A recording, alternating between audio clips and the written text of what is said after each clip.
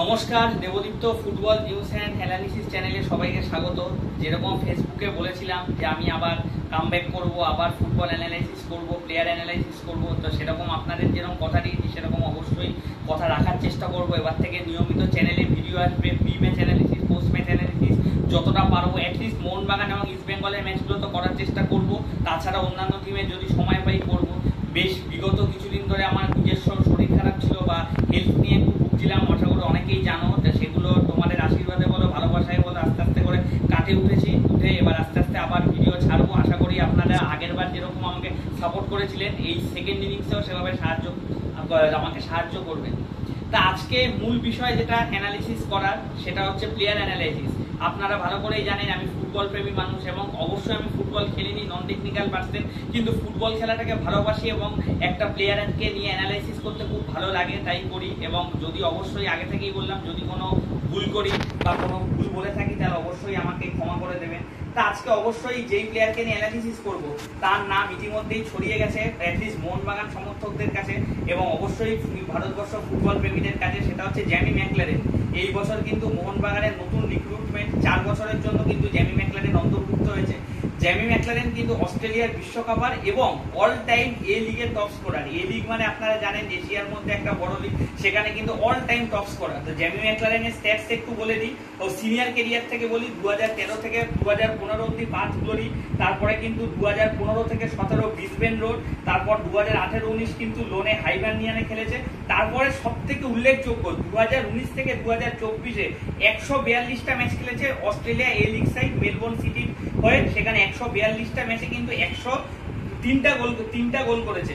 এবং international career যদি বলি 2014 থেকে 2016 আন্ডার 23 অস্ট্রেলিয়া, সেখানে 15 ম্যাচে 9টা গোল এবং 2016 থেকে এখনো পর্যন্ত অস্ট্রেলিয়া টিমে তিনি খেলছে 32টা ম্যাচে 11টা গোল। অর্থাৎ গোল কনভার্সন রেশিও যে জ্যামি ম্যাকলারেনের কতটা ভালো সেটা বলার অপেক্ষা রাখে না। 2022 বিশ্বকাপে কিন্তু তিনি আর্জেন্টিনার এগেইনস্টে, আর্জেন্টিনা অস্ট্রেলিয়ার প্রি কোয়ার্টার ফাইনাল ম্যাচ হয়েছিল, সেখানেও কিন্তু তিনি খেলেছেন। এবার প্লেয়ারটাকে অ্যানালিসিস করতে গিয়ে বলি যে দেখুন, আগে থেকে আপনাদের বলে রাখি যে একটা প্লেয়ারকে নিয়ে এরম অ্যানালাইসিস করতে গেলে তার ক্লিপিংস দেখে অ্যানালিসিস করতে হয় এবং যে কোনো বিশ্বের যত ফুটবল প্লেয়ার আছে সেটাকে অ্যানালিসিস করতে গেলে কিন্তু তার ভালো দিকগুলোই থাকে, তার গোল স্কোরিং থাকে, অ্যাসিস্ট থাকে, তার উইক পয়েন্ট কিন্তু দেখা যায় না। সুতরাং একটা প্লেয়ারকে যদি আমি মানে পুরো পুঙ্খানুপুঙ্খভাবে অ্যানালিসিস করি তাহলে কিন্তু সেটা একটা 90 মিনিট ম্যাচ দেখতে হবে। অবশ্যই আমি করব যখন 90 মিনিটের ম্যাচ, যখন জ্যামি ম্যাকলারেন যদি ডুরান্ডে খেলে বা আইএসএলে খেলে, সেই সময় কিন্তু ওর যদি কোনো উইক পয়েন্ট যদি থাকে সেটাকে আমি অবশ্যই তুলে ধরার চেষ্টা করব।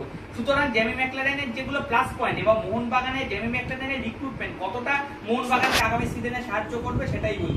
জ্যামি ম্যাকলারেন কিন্তু যদি আমরা দেখতে পাই দুটো পা কিন্তু খুব সমানভাবে চলে এবং সব থেকে বড় কথা হচ্ছে জ্যামি ম্যাকলারেন কিন্তু যে একজন, দুজন, তিনজনকে ড্রিবেল করে যাবে সে কিন্তু সেরকম প্লেয়ার না। সে কিন্তু অফ দ্য বল, কারণ ফুটবলের দুটো খেলা হয়, একটা উইথ দ্য বল, একটা উইদাউট দ্য বল। ও কিন্তু উইদাউট দ্য বলও খুব ভালো খেলে, মানে কোথায় গেলে আমি গোল স্কোরিং অপরচুনিটি পাবো, কোথায় গেলে আমি ওপেন স্পেসটা ক্রিয়েট হবে, কোথায় গেলে আমি ফিনিশ করতে পারবো, সেই পজিশনটা কিন্তু ভালো চেনে এবং 6 ইয়ার্স বক্সের মধ্যে কিন্তু খুবই ভয়ঙ্কর।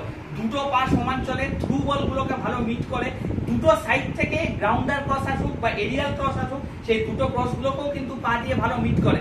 এর থেকেও যেটা বড় ব্যাপার সেটা হচ্ছে জ্যামি ম্যাকলারেনের হেডটাও কিন্তু যথেষ্ট ভালো, কারণ একটা ডিফেন্স থেকে বা মিডফিল্ড থেকে যখন একটা এরিয়াল বল যাচ্ছে সেটাকে কিন্তু হেডে কনভার্সন করে, বা দুটো সাইড থেকে যখন ক্রস আসে সেই ক্রসগুলোও কিন্তু হেডে কনভার্সন করে।